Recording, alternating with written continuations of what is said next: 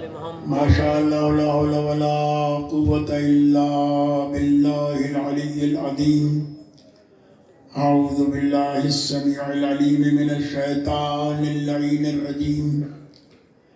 آپ وہاں سے اٹھ کے نہ جائیں۔ اور پھر دوسری چیز یہ کہ مجلس کے شروع ہوتے ہی مخدومہ کونین صلوات اللہ علیہ تشریف لاتے ہیں۔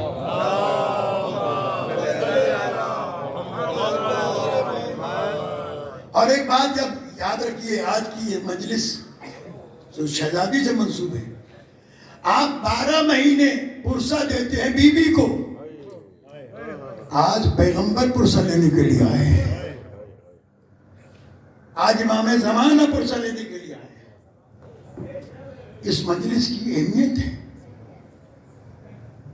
جہاں یہ مجلس برپا ہو سید کونین سے بات ہے، وہاں جائیں، اس بات کا انتظار نہ کریں کہ کون آیا ہے کون نہیں آیا ہے، اور کوشش کریں کہ اپنے گھروں میں بھی یہ مجلسیں برپا ہوں، اور اتنی شدت کے ساتھ یہ مجلسیں برپا ہونی چاہیے کہ بقول ہمارے ایک بزرگ عالم کے کہ وہ کہتے ہیں کہ اتنی مجلسیں برپا ہوں کہ دنیا کو پتہ چل جائے کہ زہرا کا قاتل کون ہے۔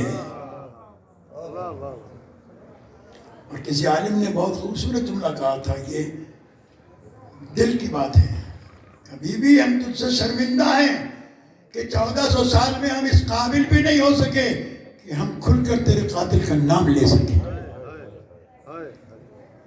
سبا بھیج دے بابا بلند محمد۔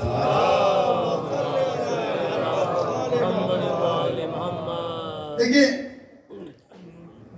مجلسیں مستقل ہو رہی ہیں اور ماشاءاللہ سے بہت زیادہ تعداد میں ہونے لگی ہیں، لیکن اس کا مطلب یہ ہرگز نہیں ہے کہ ہم کسی میں جائیں اور کسی میں نہ جائیں۔ جب تک موقع ملے مجالس میں جانا چاہیے، یہ اس بی بی کا حق ہے۔ میں نے 2 جملے شہزادی کے حوالے سے پڑھے ہیں، جو خطبہ آپ نے فدق کا دیا ہے دربار میں، اس میں 2 جملے کہے ہیں، اور یہ سمجھنا ضروری ہے کیونکہ یہ صدیقہ ہے، صدیقہ طاہرہ، صدیقۃ الکبریٰ، صدیقۃ الکبریٰ۔ یہ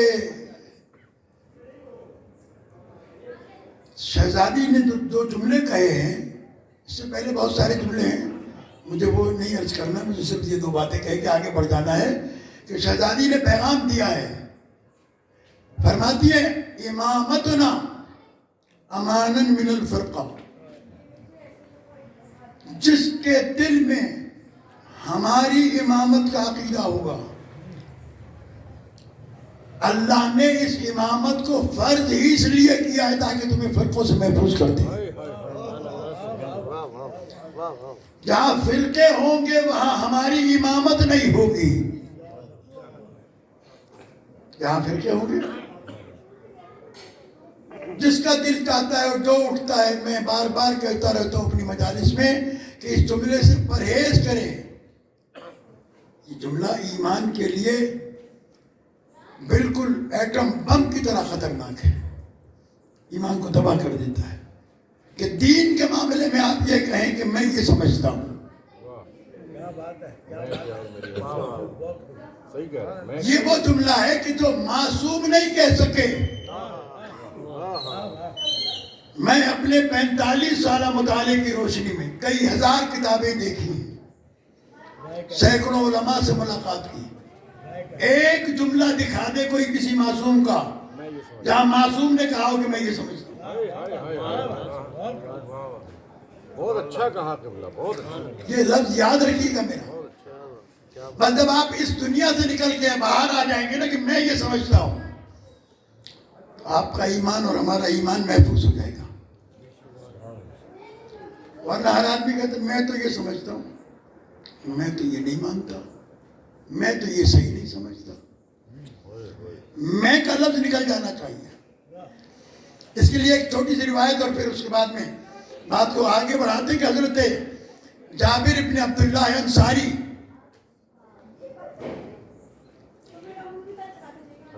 حدیث قصہ کے راوی رسول کے معتبر صحابی آنکھوں سے نابینا ہو چکے تھے. پیغمبر نے دنیا سے جانے سے پہلے وصیت کی تھی کہ جابر تم میرے 5ویں جانشین سے ملاقات کرو گے. چھٹے جانشین 5ویں جانشین سے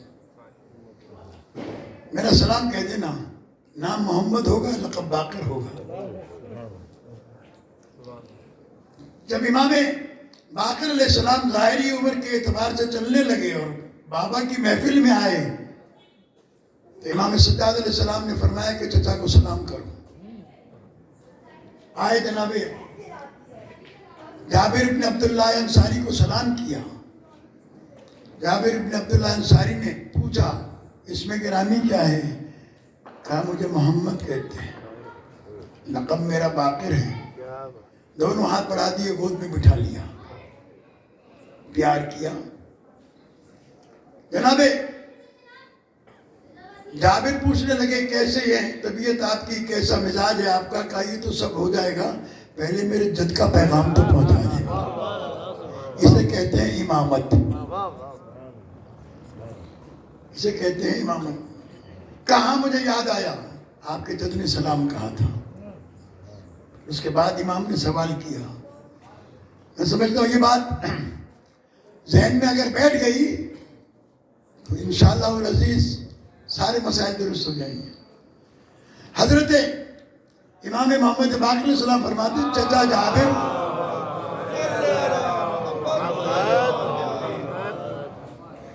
یہ بتائیے کہ آپ کے ایمان کی کیفیت کیا ہے؟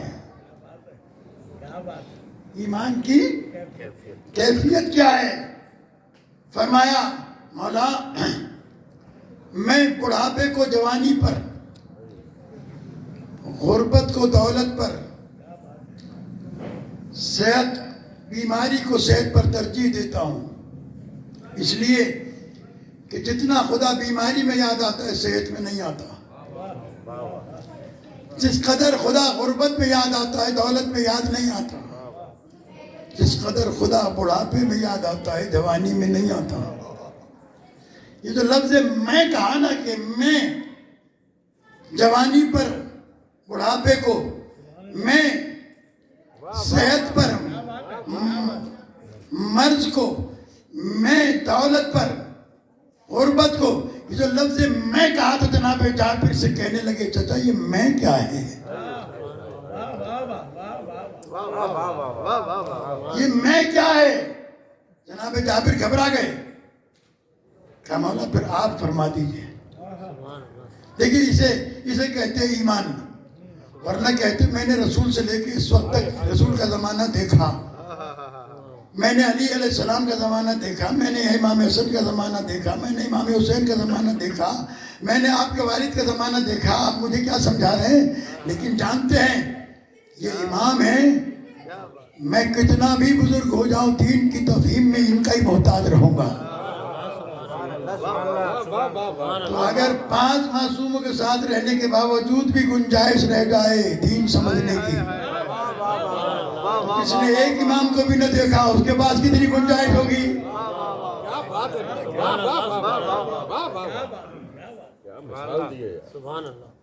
امام نے کہا چچا جابر ہم آل محمد نہ بیماری کو صحت پر, نہ صحت کو بیماری پر, نہ بڑھاپے کو جوانی پر, نہ جوانی کو بڑھاپے پر, نہ دولت کو غربت پر, نہ غربت کو دولت پر ہم ترجیح نہیں دیتے.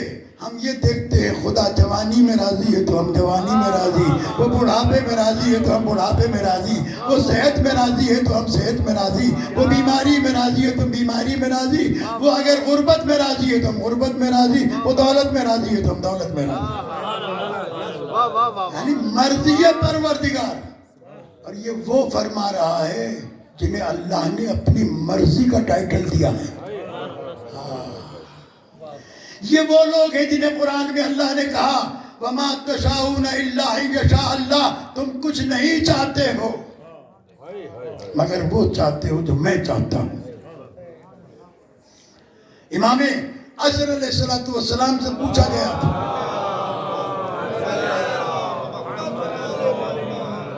مولا یہ بتائیے کہ آپ کی معرفت کے لیے آپ کو کیسے سمجھا جائے؟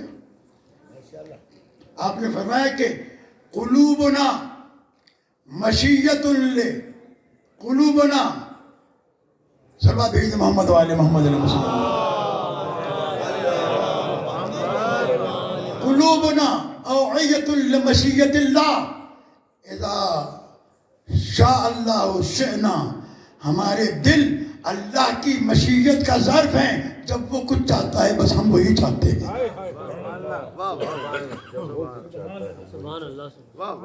کیونکہ لوگ تبرہ سننے کے عادی ہو گئے، فضائل بتا نہیں دیتے۔ میں سوچتا ہاتھ کھول کے ذرا بولے تو صحیح، میرے ساتھ پتا تو چلے فضائل سننے کے لیے بیٹھے ہیں۔ درود بھیج دے بابا دبل محمد والے محمد پر۔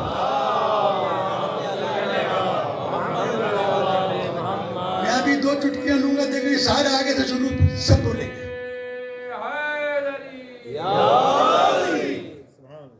عزیزان گرامی، شہزادی نے فرمایا امامتنا امانا من الفرقہ، ہماری امامت امان ہے، امان پناہ فرقوں میں بٹنے سے۔ اپنے اپنے عقیدے، الگ الگ عقیدے بن ہی نہیں سکتے۔ اسی لیے میں اپنے بچوں سے عرض کرتا ہوں، دوستوں سے عرض کرتا ہوں کہ چھٹے امام نے فرمائش کی کہ اپنے بچوں کو میری دادی کا خطبہ یاد کراؤ۔ لفظوں پر غور کیجئے گا، اپنے بچوں کو میری دادی کا خطبہ یاد کراؤ، اس لیے کہ لوگوں کے عقیدے تو ائمہ کے زمانے سے خراب ہونا شروع ہو گئے تھے۔ واہ واہ واہ واہ واہ واہ۔ تو شہزادی کے خطبے میں یہ کمال ہے کہ جو دین پیغمبر پر 23 برس میں نازل ہوا تھا، شہزادی نے 20 منٹ میں دربار میں پورا قرآن کا خلاصہ بیان کر دیا۔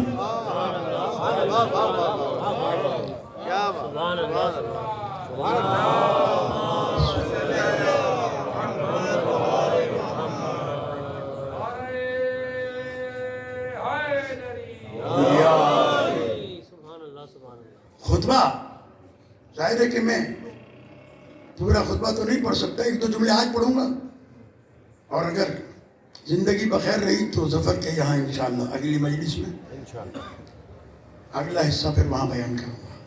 پہلا جملہ سنیے، شہزادی نے حمد کرنے کا سلیقہ بدل دیا۔ حمد عام طور پر کی جاتی ہے الحمدللہ رب العالمین، تمام تر تعریفیں اس اللہ کی ہیں جو عالمین کا رب ہے۔ شہزادی نے کہا الحمدللہ علی ما انعم، تمام تعریفیں اس اللہ کی کرتی ہوں جس نے ہمیں صاحب نعمت بنایا ہے۔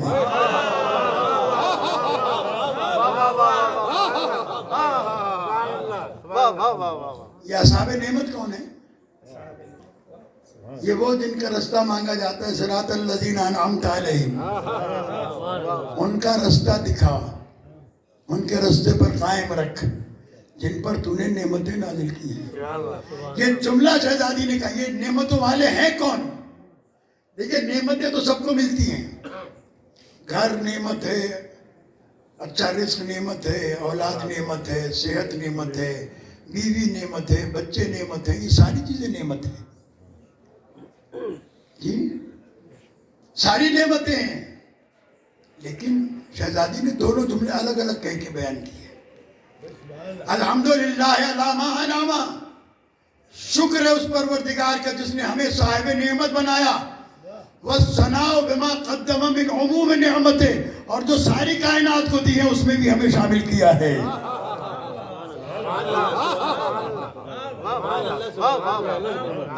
اب یہ دونوں الگ الگ کیوں ہیں یہ سن لیجیے، یہ دونوں الگ الگ کیوں ہیں؟ نعمتیں سب کے پاس ہیں، ان کے پاس بھی نعمتیں ہیں، ان کے پاس بھی نعمتیں ہیں، لیکن سب کے پاس نعمتیں ہیں، ان کے نقش قدم سے صراط نہیں بنتی۔ ہم وہ صاحبان نعمت ہیں کہ ہم زمین پر قدم رکھتے ہیں تو صراط بنتی ہے۔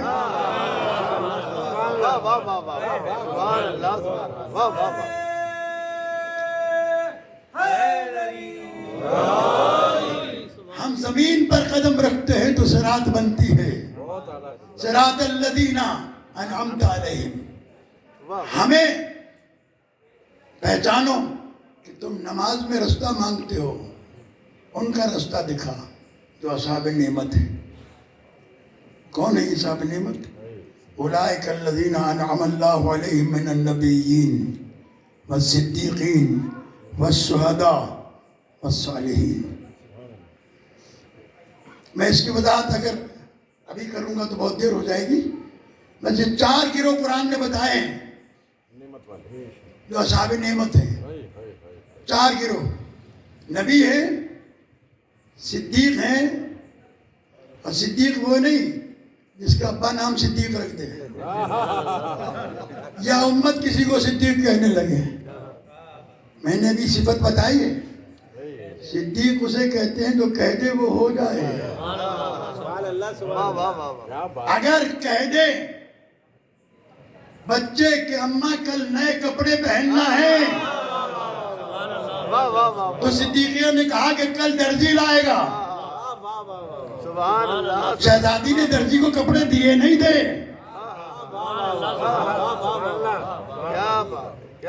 آ گیا دربان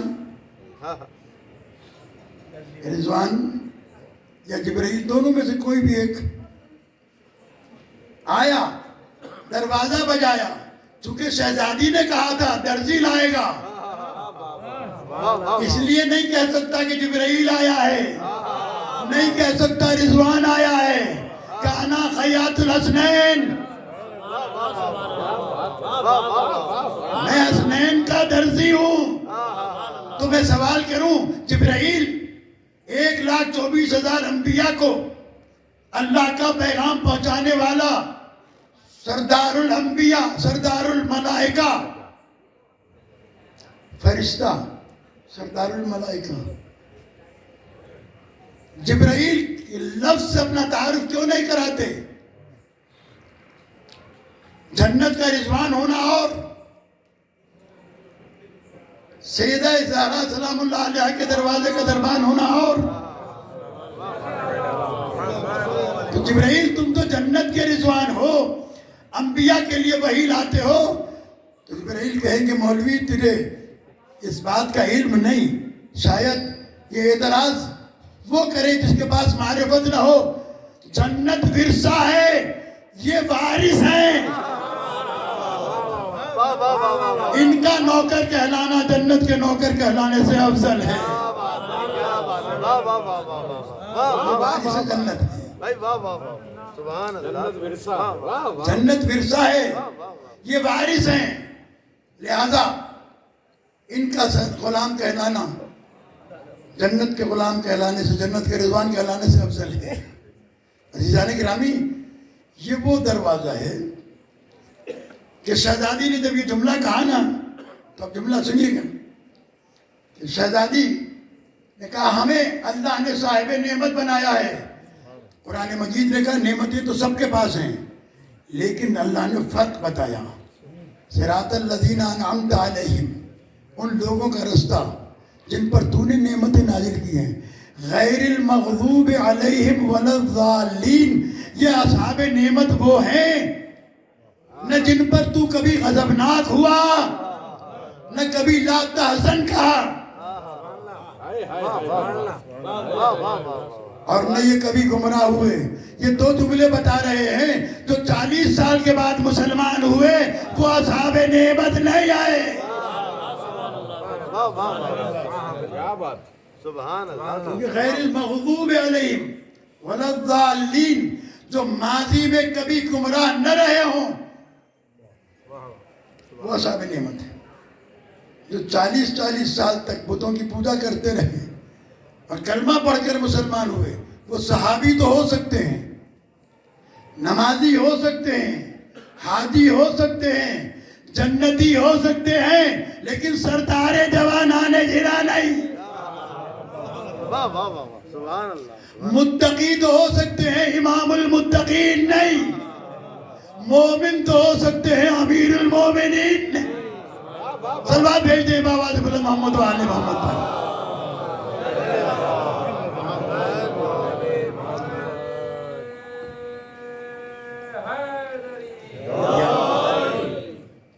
گرامی، شہزادی نے پہلا ہی جملہ کہا ہم وہ اصحاب نعمت ہیں.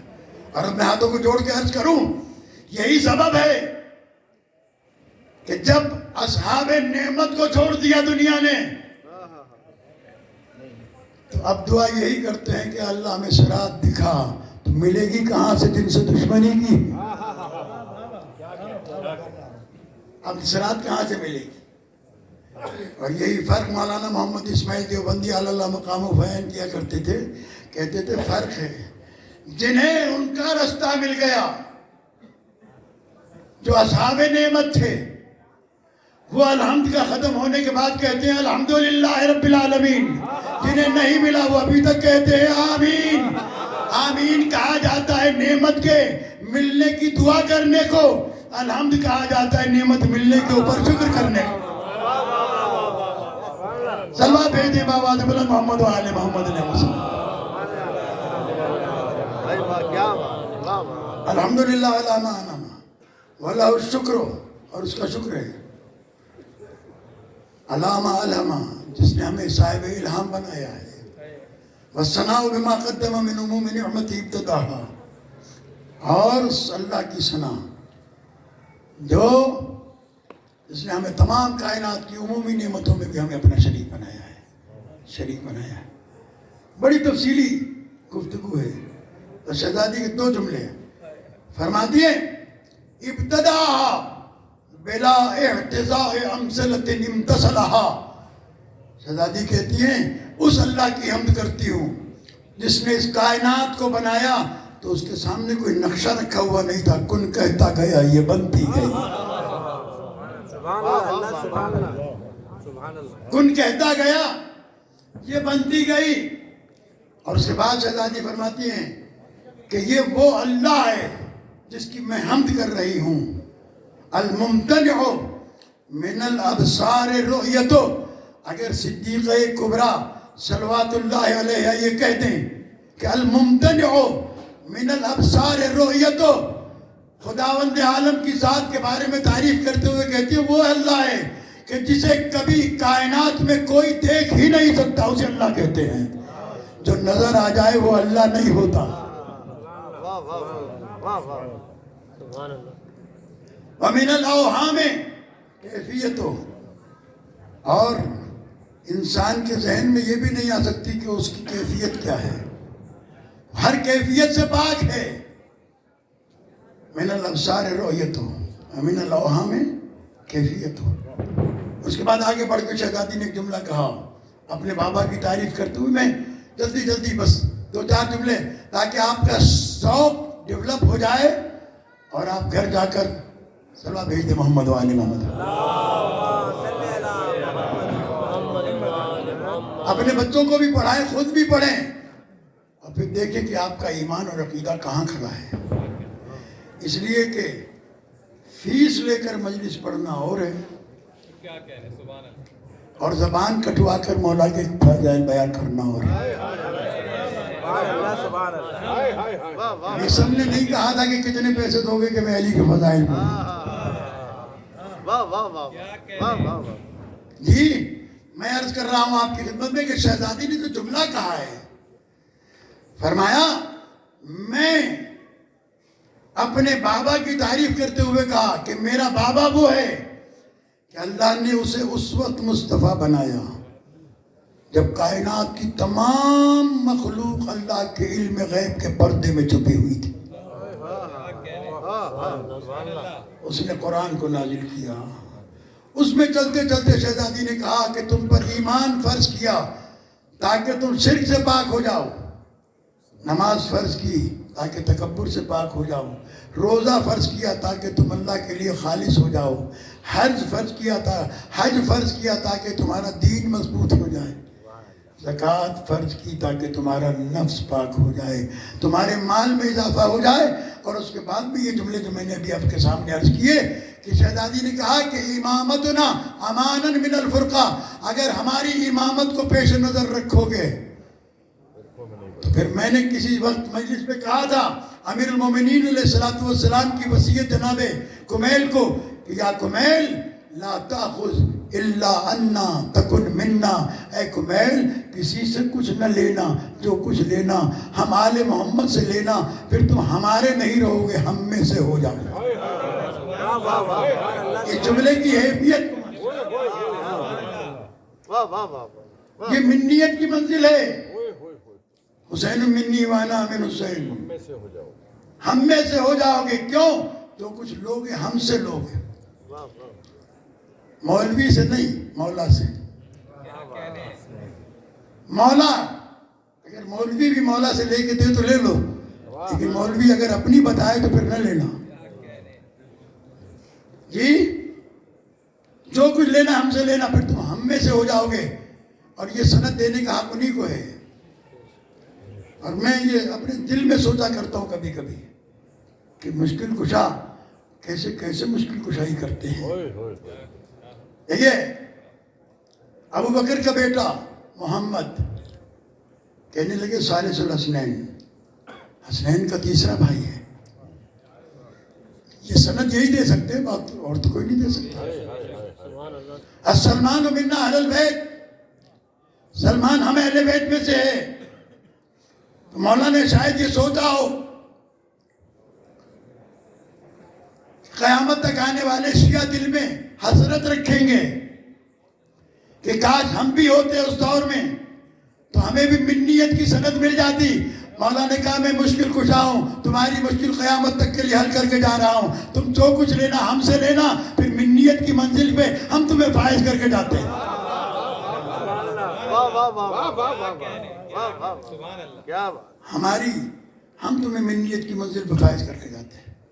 یہ شہزادی کونین صلوات اللہ علیہ وسلم۔ دوسرا جملہ، واہ اطاعتنا نظاما للملہ، ہماری اطاعت کو اللہ نے قوم کو منظم رکھنے کے لیے فرض کیا ہے۔ بس جہاں قوم منظم نہ ہو سمجھ لو کہ آل محمد کی اطاعت نہیں ہو رہی ہے۔ واہ واہ واہ واہ واہ، جہاں ہر آدمی بات کی بولی بول رہا ہو۔ تو میں اکثر کہا کرتا ہوں کہ ہماری تنظیمیں، مجھے اٹیک کسی پر نہیں ہے کوئی، لیکن تنظیمیں بنتی ہیں منظم کرنے کے لیے، متفرق کرنے کے لیے نہیں۔ ہمارے لوگ تنظیموں سے وابستہ ہو کر متفرق ہو جاتے ہیں، یہ اس پارٹی سے ہے، میں اس پارٹی سے ہوں، یہ اس پارٹی سے ہے، وہ اس پارٹی سے۔ امام زمانہ جل اللہ تعالیٰ فرض شریف آئیں گے تو کس کے دفتر میں آئیں گے؟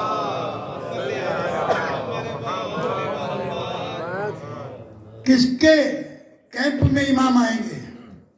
آئی ایس او، اصغریہ، ماتمی انجمن، S U C, M W M, کوئی ایک تو دعویٰ کرے کہ میرے کیمپ میں آئیں گے، اور اگر نہیں تو پھر یاد رکھیں امام شیعوں کے کیمپ میں آئیں گے، اگر آپ ہوں گے تو آئیں گے، ورنہ نہیں آئیں گے۔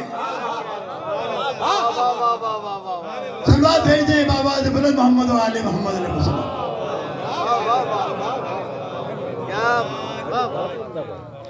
یہاں جو آنا ہے امام نے، میرے دوستو، کیا بات، کیا بات، شہزادی کی جو تعظیم و توقیر ہے وہ اپنی جگہ، کہ ایک چیز پیغمبر نے فرمایا، فاطمہ تو بضعۃ منی ومن اسرها فقد اسرنی ومن آذاها فقد آذانی ومن اغضبها فقد اغضبنی فمن ابغضها فقد ابغضنی۔ مختلف جملے ہیں۔ فاطمہ میرا حصہ ہے، میرا حصہ ہے۔ جس نے اسے خوش کیا اس نے مجھے خوش کیا، جس نے اسے اذیت دی اس نے مجھے اذیت دی، جس نے اسے ناراض کیا اس نے مجھے ناراض کیا، جس نے اس سے بغض و عداوت رکھی اس نے مجھ سے بغض و عداوت رکھی۔ یہ جملہ آپ سنتے رہتے ہیں۔ ایک جملہ میں آپ کی خدمت میں عرض کرتا ہوں، چونکہ ہمارے یہاں سب سے بڑی مشکل یہ ہوئی ہے کہ شیعوں کے علاوہ سارے مسلمانوں کے یہاں دین میں عقل کا استعمال حرام ہے۔ دیکھیے میں یہ اس لیے نہیں کہہ رہا کہ میں گلستان سوسائٹی میں بیٹھ کر شیعوں کے سامنے مجلس پڑھ رہا ہوں، نہیں، آپ پوچھ لیجیے گا۔ مولانا محمد اسماعیل دیوبندی علی اللہ مقامہ سے سوال کیا گیا تھا دین میں عقل کا کیا دخل ہے، تو آپ نے فرمایا تھا کہ یہ بے وقوفوں کا دین نہیں ہے۔ پتہ نہیں آپ تھوڑا سا توجہ رکھیں میرے ساتھ، تھک کے نہ سنیں، میں ایک جملہ کہنا چاہتا ہوں۔ یہ بے وقوفوں کا دین نہیں ہے۔ قرآن مجید بار بار کہتا ہے فَلَا تَعْقِلُونَ، عقل سے کام کیوں نہیں لیتے؟ کیونکہ عقل سے کام لیں گے تو پتہ چلے گا افضل کون ہے اور کمتر کون ہے، بہتر کون ہے اور بدتر کون ہے، تو جبھی پتہ چلے گا جب عقل سے کام لیں گے۔ اور اس کے لیے قرآن مجید نے سوال کیا ہے، میں وہ سوال آپ کی خدمت میں پیش کروں، قرآن کی آیت پیش کرتا ہوں۔ أَفَمَنْ يَهْدِي إِلَى الْحَقِّ أَحَقُّ أَنْ يُتَّبَعَ مَنْ لَا يَهْدِي إِلَّا أَنْ يُهْدَىٰ فَمَا لَكُمْ كَيْفَ تَحْكُمُونَ۔ یہ ایک آیت کافی ہے۔ قرآن پوچھتا ہے بتاؤ تو صحیح، کیا وہ شخص پیروی اور اطاعت اور اتباع کا سب سے زیادہ حقدار نہیں جو مسلسل حق کی ہدایت کرتا ہو؟ جی اگر تھک گئے ہیں تو میں ترجمہ بھی نہیں کرتا، بس دو جملے مسائل کے پڑھتا ہوں۔ اگر سننا چاہتے ہیں تو تھوڑا سا بیدار ہو کر سن لیں، تاکہ میں آپ کے سامنے آپ کے امام کی عظمت پیش کرنا چاہتا ہوں، ائمہ اہل بیت علیہ السلام کی یہ باتیں آپ کو کم سننے کو ملیں گی۔ کیا کہا؟ سب سے زیادہ حقدار ہے وہ، کیا سوال ہے، کیا وہ سب سے زیادہ حقدار ہے اس بات کا کہ اس کی پیروی کی جائے جو مسلسل حق کی ہدایت کرتا ہو؟ امن لا یہدی الا ان یہدیٰ، اجازت ہو تو میں اپنی موڈ سے اس کا ترجمہ کروں۔ اس کا ترجمہ یہ ہے کہ کیا وہ ہدایت کرنے کے، ہادی بننے کے لائق ہے جس سے مسئلہ پوچھا جائے تو بیٹیوں سے پوچھ کے بتائے؟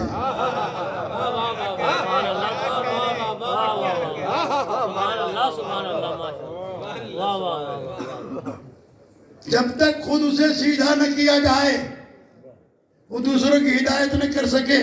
عزیزان گرامی، بس میں دو جملے آپ کے سامنے، یہ جو پیغام ہے نا یہ بڑا اہم ہے۔ اتنی محنت کرتا ہے بانی مجلس اعضا فرش اعضا بچھانے پر، تو کچھ تو ملنا چاہیے۔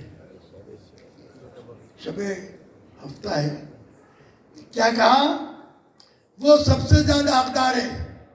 اب ہم مسلمانوں سے پوچھتے ہیں، مسلمانوں اگر تمہارے پاس واقعاً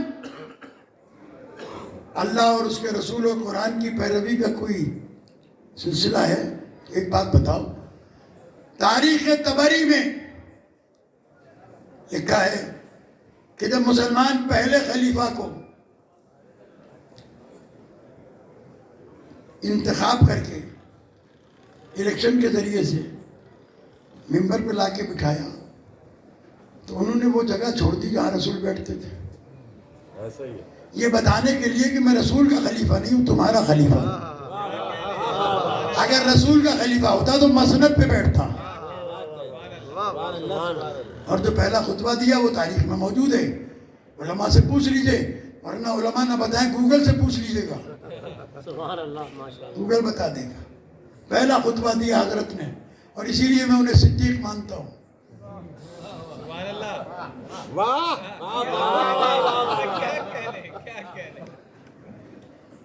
کہتے ہیں قد ولیت امرکم ولست بخیر منکم ان لی شیطانا یعترینی ان زغت فقومونی۔ سنو اے مسلمانوں، میں نے تمہاری حکومت کی باغ ڈور تو سنبھال لی ہے، لیکن میں تم سے بہتر نہیں ہوں، میں تم سے بہتر نہیں ہوں۔ میرے پیچھے ایک شیطان لگا ہوا ہے جس نے مجھے کبھی کبھی رستے سے ہٹا دیتا ہے، تو اگر میں سیدھا چلوں تو میرے پیچھے چلنا، اگر میں ٹیڑھا ہو جاؤں تو مجھے سیدھا کر دینا۔ ہم نے پوچھا یہ کیا ہے؟ مسلمان کہنے لگے یہ عاجزی ہے، انکساری ہے۔ انکار تو نہیں کر سکتے، تاریخ الخلفاء میں بھی لکھا ہے تاریخ تبری میں بھی لکھا ہے. دیکھیے ہم تو احترام کے قائل ہیں. ہمیں تو قرآن نے بتایا کہ کسی کے جھوٹے خدا کو برا نہ کہو, کہیں ایسا نہ ہو کہ وہ تمہارے سچے خدا کو برا کہے. تو وہ جن کے لیے مقدس ہے مقدس ہیں, ہمیں برا کہنے کا حق نہیں ہے. لیکن جو انہوں نے کہا ہے وہ تو کہہ سکتے ہیں, اور وہ بھی ہم نے نہیں لکھا, تم نے لکھا ہے. ہم شیعہ کتاب کا حوالہ دیں تو آپ ہمیں مجرم سمجھیں. ہم تو آپ کی کتاب کا حوالہ دے رہے ہیں, اور حوالہ نہ ہو تو سزا کے مستحق ہے. تو یہ پہلے خلیفہ نے کہا. دوسرے جب آئے تو انہوں نے وہ جگہ بھی چھوڑ دی جہاں پہلے بیٹھتے تھے, وہاں بیٹھے جہاں پہلے خلیفہ نے پاؤں رکھے تھے. انہوں نے آگے کیا کہا وہ بھی تاریخ میں موجود ہے. سوائے مورخہ پڑھ کے دیکھ لیجیے, کنز العمال ملا علی المتقی کی پڑھ کے دیکھ لیجیے. میں کتابوں کا حوالہ اس لیے دیتا ہوں کہ آپ بھی دیکھنا چاہیں تو دیکھ لیں, ورنہ مجھ سے پوچھ لیں. کیا کہا انہوں نے آ کر؟ انہوں نے کہا اعوذ باللہ من معذلۃ لیس لہا ابو الحسن, میں ابن خطاب اللہ سے پناہ مانگتا ہوں اس وقت کی جب مجھ پر کوئی مشکل آئے اور مشکل کشائی کے لیے علی موجود نہ ہو. ابھی بھی اگر ہاتھ نیچے ہیں تو میں کچھ نہیں کہہ سکتا. یہ جب تیسرے والے آئے تو تاریخ نے نہیں بتایا انہوں نے کیا کہا, میں بھی نہیں کہتا. جب چوتھے نمبر پر علی علیہ السلام آئے اور مسلمانوں نے دروازے پر آ کر کہا کہ بیعت کے لیے ہاتھ بڑھائیں, تو اب فرق دنیا کو محسوس ہو گیا. جو بیعت مانگ کر خلیفہ بنے اسے دنیا بناتی ہے, جس کے ہاتھ پر لوگ آ کر بیعت کرے اسے خدا بناتا ہے.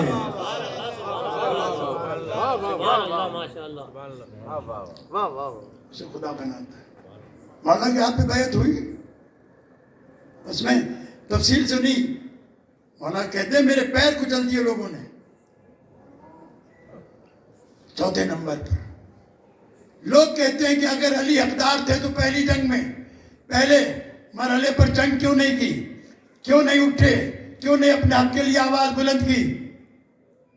تو میں کہوں گا آپ مجھ سے نہ پوچھیں, یہ سوال شیعوں سے نہ کریں, یہ کتاب تاریخ الخلفاء سے پوچھیں, اپنے علماء سے پوچھیں. انہوں نے لکھا ہے علی نے جنگ کیوں نہیں کی تھی, اس کا سبب لکھا ہے. سننا چاہتے ہیں بیان کروں؟ بسم اللہ تو بتا رہی ہے کہ تک گئے. محمد آل محمد بلندر سلمان.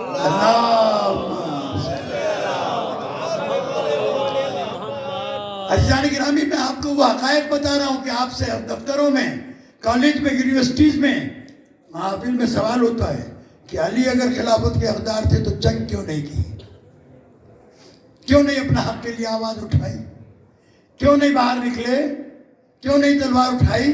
کہ علی کی تلوار کو زنگ لگ گیا تھا, علی کی شجاعت ختم ہو گئی تھی. نہیں میرے دوستو, یہ سوال آپ ہم سے نہ پوچھیں, یہ سوال آپ صحابہ کرام رضوان اللہ تعالیٰ علیہم سے پوچھیں. انہوں نے بتایا ہے کہ پیغمبر نے فرمایا تھا یا علی انت مسل الکعبہ, اے علی تو کعبے کی مسل ہے, تو تولا تاتی, کعبہ جاتا نہیں ہے, کعبے کے پاس آیا جاتا ہے. کعبے کے پاس آیا جاتا ہے. ان جاؤک ھذا القوم وسلموا خلافت, سلموا الخلافت الیک, اگر خلافت تجھے دیتے ہیں اور یہ تیرے پاس آتے ہیں تو فقبل منہم, تو ان سے قبول کر لینا. وَإِلَّا لَمْ تَأْتِي حَتَّى يَأْتُوكَ, تو نے نہیں جانا جب تک یہ نہ ہے. علی مسئلہ کعبہ ہے. تو لوگوں نے کہا کعبے کی مسل کیسے ہو سکتا ہے؟ تو میں عرض کروں, پیغمبر نے مثل نہیں کہا ہے, مسل کہا ہے. مثل ہم جنس ہوتی ہے, مسل ہم صفت ہوتی ہے. ذرا تھوڑا سا میرا ساتھ دے. مثل ہم جنس ہوتی ہے, مسل ہم صفت ہوتی ہے. ایک لاؤڈ اسپیکر, یہ ایکو, اس جیسا دوسرا لاؤ, یہ مثل ہوگی. لیکن جو بھی آواز بلند کرے وہ لے آؤ تو وہ ہم صفت ہوگا. علی اور کعبے میں مثل نہیں ہے، مثل ہے. دونوں میں صفت ایک جیسی ہے. کعبہ بھی ہادی ہے، علی بھی ہادی ہے.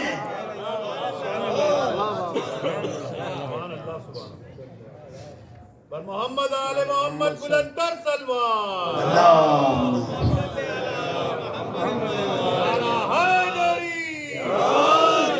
بس میرے دوستو یہ یاد رکھیے گا، اللہ نے ہمیں یہ فضیلت عطا کی ہے، یہ عظمت عطا کی ہے کہ ہمیں اس دروازے پہ رکھا. بی بی کے سلسلے میں ایک بات اور مجلس تمام. پیغمبر آئے شہزادی کے گھر، شہزادی چکی پیس رہی تھی. بابا کو دیکھ کر رونے لگے. کہا بابا کیوں رو رہی ہے بیٹا؟ کہا گھر کے کام اور چکی پیس کر تھک جاتی ہوں، میرے لیے کسی کنیز کا بندوبست کر. سرور کائنات صلی اللہ علیہ وآلہ وسلم نے ارشاد فرمایا کہ چکی سے ہاتھ نکالو، بسم اللہ الرحمن الرحیم پڑھ کر چکی کو حکم دیا. چکی چلنے لگی، جتنے دوتے پس گئے، چکی چل رہی تھی. پیغمبر نے فرمایا رک جاؤ. کہا یا رسول اللہ، فصیح و بلیغ زبان میں چکی نے کہا یا رسول اللہ اگر مشرق سے مغرب تک کے جو لا کر رکھ دیے جائیں تو میں زہرا کے اس گھر میں سارے جو پیس دوں گی. پیغمبر نے فرمایا ٹھیک ہے، چپ ہو جاؤ، رک جاؤ. کہا نہیں رکوں گی جب تک آپ مجھ سے وعدہ نہ کریں. کہا کیا وعدہ چاہتی ہے؟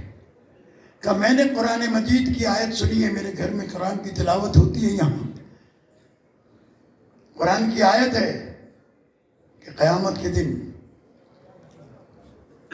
پتھر اور انسان جہنم کا ایندھن بنیں گے. آپ وعدہ کریں کہ اللہ مجھے جہنم کے پتھروں میں نہیں رکھے گا.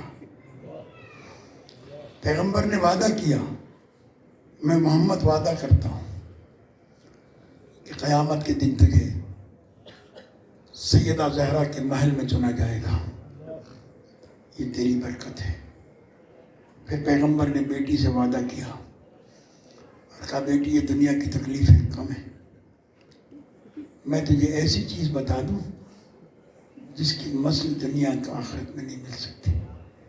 میں تجھے تسبیح بتا رہا ہوں. شیعو فخر کرو، فخر.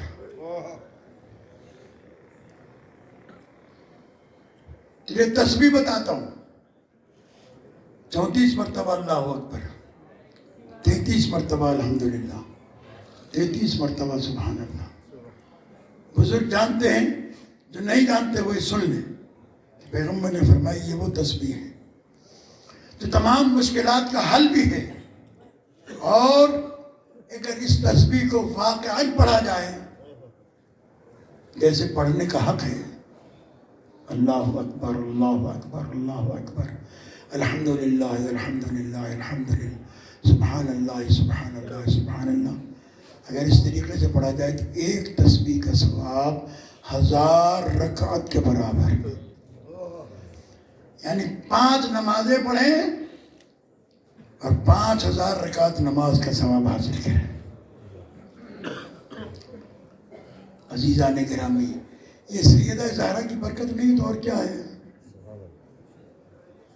فرمایا جو اپنے گناہوں کی توبہ کرنے کا حوصلہ نہ رکھتا ہو، استطاعت نہ رکھتا ہو، وہ کثرت سے صلوات پڑھے، اس کے گناہ معاف ہو جائیں گے. عزیزان گرامی، جس بی بی کے لیے یہ کہا گیا کہ فاطمہ میرا حصہ ہے، میں انشاءاللہ اس کی وضاحت کروں گا ظفر کے یہاں. مجلس میں زندگی بخیر رہی.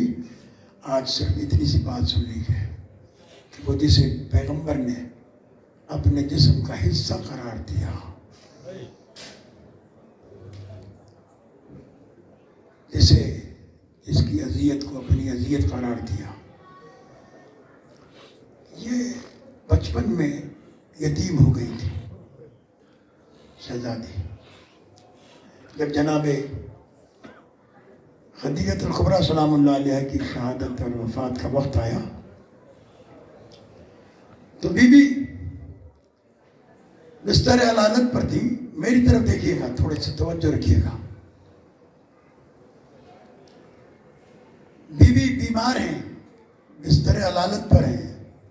پیغمبر تشریف لاتے ہیں، کہتے ہیں خدیجہ ساری زندگی تم نے میرے ساتھ گزار دی، مال اسلام پر خرچ کر دیا، تکلیفیں اٹھائیں، تمہیں سوکھے ہوئے درخت کی کھال کھانا پڑی، لیکن تم نے مجھ سے کبھی فرمائش نہیں کی. میرا دل چاہتا ہے کہ مجھ سے کوئی فرمائش کرو، مجھ سے کوئی فرمائش کرو. عزیزان گرامی، شہزادی نے کہا کہ میں فرمائش کیا کروں؟ مجھے فخر ہے کہ اللہ نے مجھے خاتم المرسلین جیسا شوہر عطا کیا. پیغمبر نے کہا کہ پھر بھی کوئی حسرت ہو تو بیان کر. عزاداروں، ابھی تو میں نے مصائب پڑھے نہیں ہیں، آنکھیں برسنے لگی ہیں. عزاداروں، شہزادی نے کہا کہ اگر آپ کچھ دینا ہی چاہتے ہیں تو جناب سیدہ برابر میں بیٹھی ہوئی تھی. جناب خدیجہ اٹھ کر بیٹھ گئی. کہا رسول اللہ سے اپنے ہاتھ آگے بڑھائے. میری طرف دیکھیے گا. پیغمبر نے اپنے ہاتھ بڑھائے. جناب خدیجہ نے جناب سیدہ سلام اللہ علیہ کے چھوٹے چھوٹے ہاتھ پکڑ کر جناب رسول اللہ کے ہاتھ پر رکھ کر کہا اللہ کے رسول میری بیٹی کو رونے نہ دے.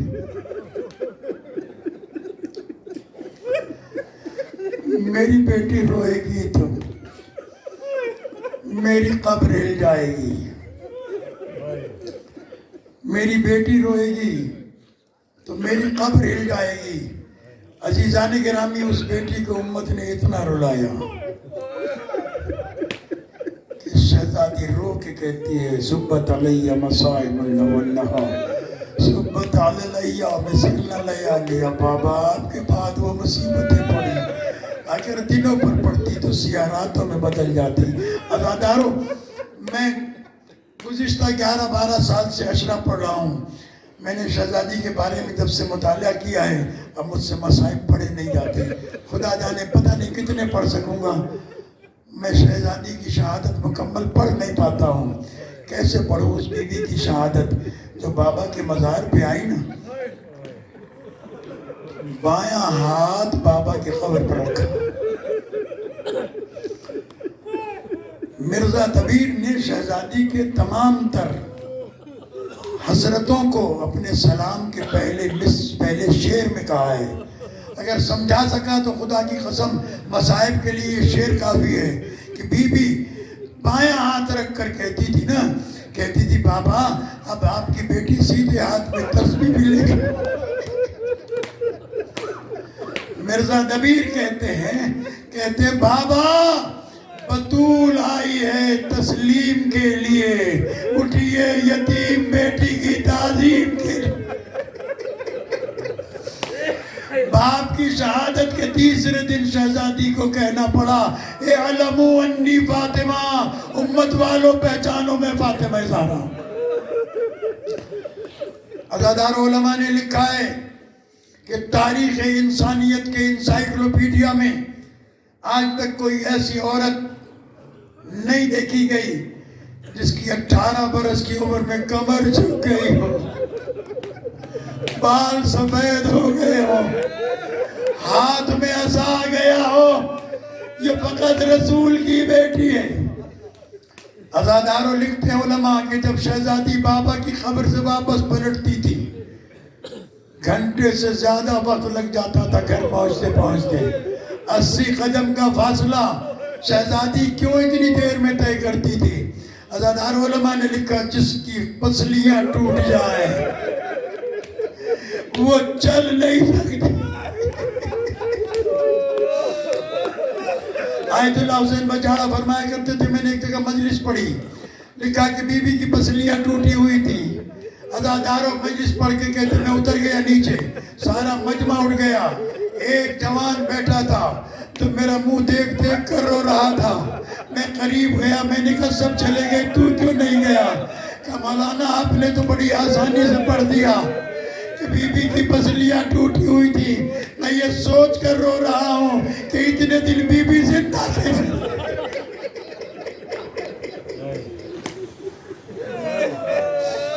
अजरकुम अल्लाह। सैयदा कौनैन सल्लल्लाहु अलैहि आपकी तमाम परेशानियों से आपको निजात अता करे, आपकी हाजतों को पूरा करे। दो जुमले सुन लीजिए अज़ादारों। आयतुल्लाह वहीद खुरासानी कहते हैं शहजादी जब बिस्तर पर लेटी होती थी, ऊपर चादर पड़ी होती थी, ऐसा लगता था कोई कपड़ा पड़ा है। अज़ादारों एक रिवायत छोटी सी बयान करता हूँ। मौलाए कायनात के पास मुसलमान आए, कहा हम गए थे नबी ज़ादी से, मुसलमान गए थे माफ़ी मांगने के लिए, लेकिन फिज़ा ने हमें अंदर आने नहीं दिया। आप हमें इजाज़त ले दें नबी ज़ादी से, हम माफ़ी मांगना चाहते हैं। अज़ादारों जब ये लोग आने लगे तो इमाम आए, कहने लगे नबी ज़ादी मुसलमान माफ़ी मांगने के लिए आना चाहते हैं। शहजादी रो के कहती है अबुल हसन आपका घर है, मैं आपका हुक्म नहीं था।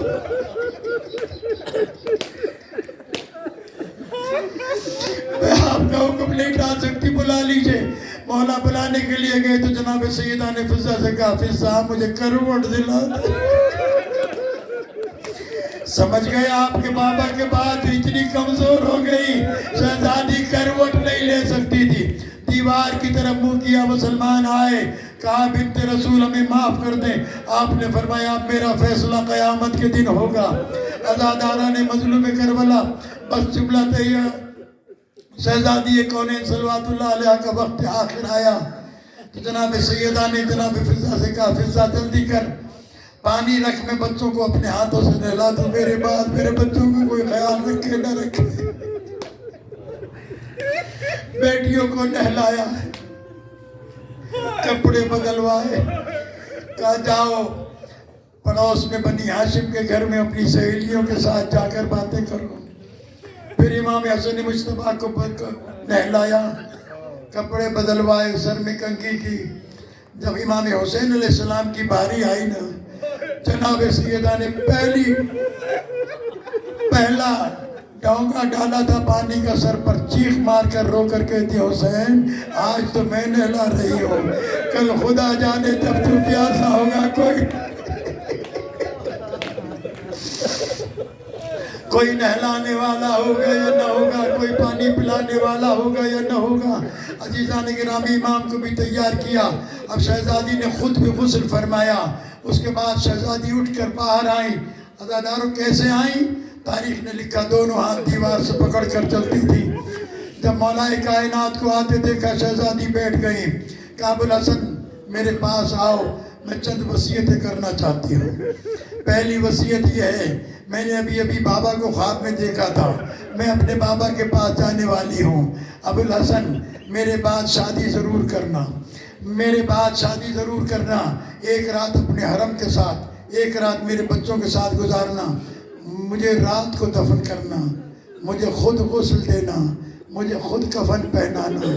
अबुल हसन मेरे बच्चों से अगर कोई गलती हो ना तो मेरी खातिर, जानती है मासूम है लेकिन मानता है, कहते मेरी खातिर माफ कर दे।